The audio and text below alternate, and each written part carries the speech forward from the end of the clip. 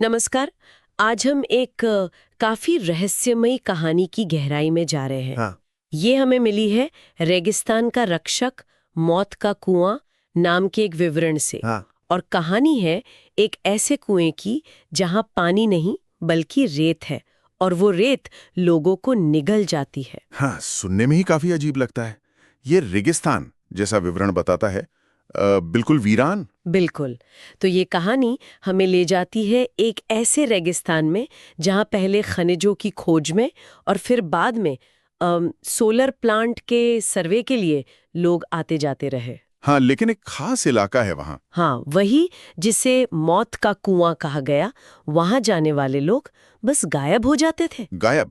मतलब कोई निशान नहीं? कोई निशान नहीं। तो आज हमारी कोशिश है कि इस स्रोत में जो घटनाएं बताई गई हैं उनको समझे, देखें कि इसके पीछे का राज क्या हो सकता है। चले शुरू करें। हाँ, बिल्कुल। चलिए देखते हैं। तो कहानी में एक अहम किरदार है कृपाल सिंह, एक ऊंट चालक, काफी अनुभवी। हाँ, जिसे रेगिस्तान की अच्छी समझ थी। हाँ, हाँ। हाँ। तो स्रोत बताता है कि एक बार वो गलती से उस इलाके के पास पहुंच गया। हाँ। और उसका ऊंट हम्म। वो एकदम रुक गया। आगे बढ़ने से इनकार कर दिया। जानवरों को अक्सर पहले पता चल जाता है। वही तो। ऊंट ने साफ मना कर दिया। और कृपाल को भी वहां कुछ ठीक नहीं लगा, जैसे कोई अजीब सी हलचल या कह ले अनहोनी का एहसास। ये बात दिलचस्प है, क्योंकि उसका ये जो डर था या एहसास कह लें, ये बाद की घटनाओं से सीधा जुड़ता है। कैसे? मतलब जैसा आपने कहा, वो रेगिस्तान जरूरी था, पहले खनिज फिर सोलर एनर्जी, है ना? हाँ, आर्थिक रूप से महत्वपूर्ण था। तो बाहरी लोग वहां आ रहे थे। अब सवाल यह है कि क्या कृपाल जैसे जो स्थानीय लोग थे, जिनके पास इस तरह के अनुभव थे, क्या उनकी बातों को नजरअंदाज किया गया? ये हो सकता है।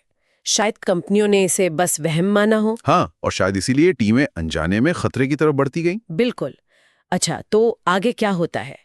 एक सोलर प्लांट के सर्वे के लिए एक रिसर्च टीम जाती है रेगिस्तान में। हाँ, पूरी तैयारी के साथ, गाड़ियां, उपकरण, सब कुछ। वो लोग तापमान वगैरह नापते हुए आगे बढ़ रहे हैं, सब सामान्य लग रहा है। लेकिन फिर अचानक उनकी गाड़ियों सी मौत के कुएं के पास पहुंच जाती है। और रेत में धंसने लगती है। हाँ, पहले धीरे धीरे फिसलती है और फिर देखते ही देखते पूरी की पूरी गाड़ी रेत के अंदर गायब। गायब। ये तो बहुत अजीब है। और मामला यहीं खत्म नहीं होता।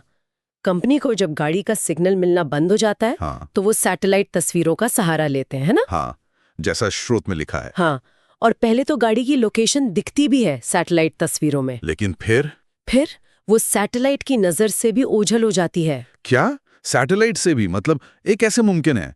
ये तो सिर्फ जमीन में धंसने से ज्यादा कुछ लगता है। हाँ, ये हिस्सा वाकई चौंकाने वाला है।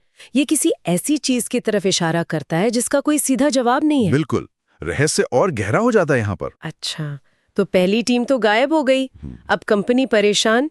उन्हें पता चलता है कृपाल सिंह के बारे में। हाँ, कि कोई है जो उस इलाके से वाकिफ है, जिसे रेगिस्तान का जहाज भी कहते हैं। बिल्कुल।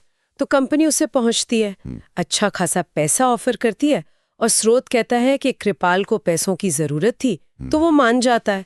दूसरी सर्वे टीम के साथ जाने को तैयार। ये तो काफी जोखिम भरा फैसला था कृपाल के लिए, पहले अनुभव के बाद। हाँ, लेकिन शायद पैसों की मजबूरी रही होगी। खैर, इस बार वो लोग ज्यादा सावधान थे। कैसे? कृपाल अपने ऊंट पर आगे आगे चल रहा था रास्ता दिखाने के लिए, और रिसर्च टीम की जीप उसके पीछे। अच्छा, ताकि ऊंट की प्रतिक्रिया पर नजर रख सकें। हाँ, लेकिन इस बार स्रोत के मुताबिक काफी आगे जाने पर भी ऊंट ने कोई खास रिएक्शन नहीं दिया। कृपाल भी थोड़ा हैरान था। मतलब सब ठीक लग रहा था? लेकिन फिर अचानक पीछे जो टीम की जीप थी, हाँ। उसकी रफ्तार अपने आप बढ़ गई तेजी से। वो कृपाल के बिल्कुल बगल से निकली और सीधे उसी कुएं की तरफ। फिर से उसी कुएं में? हाँ, सीधे जाकर रेत में समा गई। हे भगवान! और कृपाल बच गया। बाल बाल बचा। लेकिन उसने देखा कि जहां वो खड़ा था, उसके आसपास की रेत भी धीरे धीरे उस कुएं की तरफ खिसक रही थी। मतलब खुद भी खतरे में था। बिल्कुल, एक भयानक मंजर था वो। और इस घटना के बाद कंपनी ने क्या किया? इस बार कंपनी को समझ आ गया कि ये कोई मजाक नहीं है। स्रोत बताता है कि उन्होंने तुरंत वहां सारा काम रोक दिया। हाँ, जाहिर है, 2 टीम और गाड़ियां गायब हो चुकी थी। और फिर उस इलाके का क्या हुआ? उस पूरा इलाके को मौत का कुआं जोन घोषित कर दिया गया, मतलब नो एंट्री। एक तरह से उस जगह को बंद कर दिया गया। हाँ, और यहीं पर कहानी एक दिलचस्प मोड़ लेती है। स्रोत के आखिर में एक विचार दिया गया है क्या विचार? अंकित, शायद ये कुआं कोई प्राकृतिक घटना या सिंक होल टाइप कुछ ना हो, बल्कि रेगिस्तान का अपना रक्षक हो। रक्षक मतलब? मतलब एक ऐसी शक्ति जो रेगिस्तान को बाहरी दखलंदाजी से बचा रही हो, चाहे वो खनिजों के लिए हो या सोलर प्लांट के लिए, जैसे प्रकृति खुद अपनी रक्षा कर रही हो। वाह, ये तो बिल्कुल अलग नजरिया है। प्रकृति का अपना बचाव तंत्र। हाँ, कहानी इसी तरफ इशारा करती है, एक रूपक की तरह। तो इस पूरी कहानी को देख के हम क्या समझें? हमने देखा एक रहस्यमयी गड्ढा या कुआं जो चीजों को निगल जाता है। हाँ, लोगों को, गाड़ियों को। कैसे कृपाल सिंह जैसा अनुभवी इंसान भी मुश्किल में पड़ गया और आखिर में उस जगह को अछूता छोड़ देना पड़ा। बिल्कुल, ये कहानी हमारे सामने एक सवाल छोड़ जाती है, एक अनसुलझा रहस्य। क्या सवाल? यही कि ये सब क्या था? क्या ये बस रेत का धंसना था, कोई भूवैज्ञानिक पहेली, या जैसा कहानी इशारा करती है, क्या वाकई प्रकृति अपने बचाव के लिए कदम उठा सकती है? ये सोचने वाली बात है। हाँ, और ये सवाल सीधे तौर पर आज के समय से जुड़ता है। विकास बनाम प्रकृति, हम ये संतुलन कैसे बनाएं? कहाँ हमें रुकने की जरूरत है? ये एक गहरा मुद्दा है जिस पर विचार किया जाना चाहिए।